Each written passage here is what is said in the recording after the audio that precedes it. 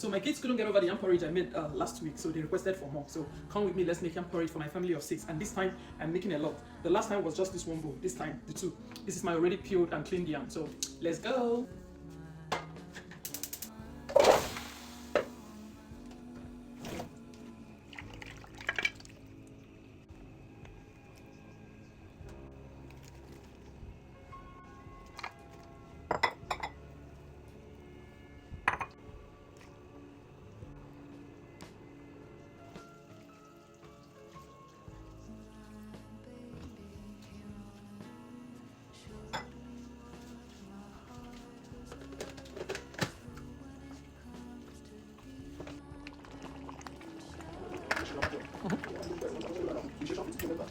First payment.